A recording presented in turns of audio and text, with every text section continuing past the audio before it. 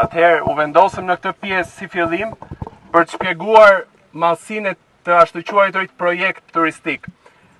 Për te ne shohim kodat e Zvërnecit dhe në fakt që në atë pjesë, ku është 7 kilometra larg prej këtu, ka filluar asfaltimi dhe shtrimi i një zone të mbrojtur. Gardhi është vënë që në atë zonë, pra ne flasim për një hapësirë nga Kumezi shes Syri deri këtu ku jemi, e cila po bllokohet për zhvillim, po bllokohet për të ndërtuar rezidenca, po ndërtohen hotele, po ndërtohen rrugë, brenda një zone shumë ndjeshme mjedisore dhe zone të mbrojtur. Hiqet si një projekt turistik i vogël i cili nuk do ndikojë në mjedis, po në fakt ne kemi të bëjmë me një qytet të ri që ndërtohet brenda zonës mbrojtur. Dhe plani nuk mbaron këtu, por të gjithë planet që janë publikuar dhe janë shfaqur deri tani bëhet fjalë për shtrimin e projekteve deri në Gryk të Vjosës. Pra ky është fillimi i një shkatrimi total të zonës mbrojtur. Ne tashmë e dim që kjo është një zonë unike, vetdia është si nga ana e qytetarëve, si nga ana e institucioneve. Por nga ana tjetër nuk kemi ndërgjegjen që t'i mbrojmë këto zona.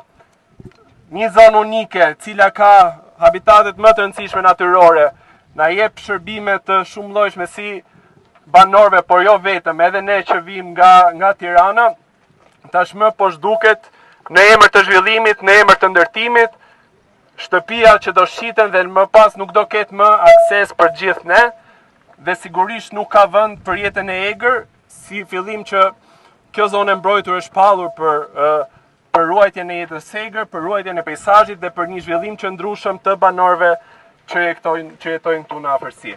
Unë juftoj që ne të shkojmë përsëri tek kantieri, dhe shikojmë që kantieri në fakt nuk ka, pavarësisht se quhet kantier, nuk ka asnjë tabel informuese, nuk ka asnjë logo se kush po ndërton.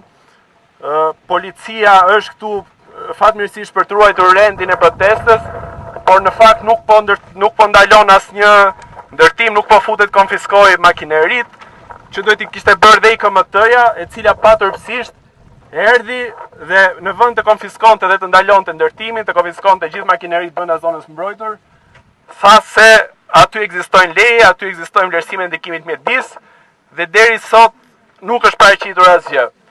Administrata e zonave të mbrojtura nuk është këtu të monitorojë se çfarë po bëhet zonë mbrojtur.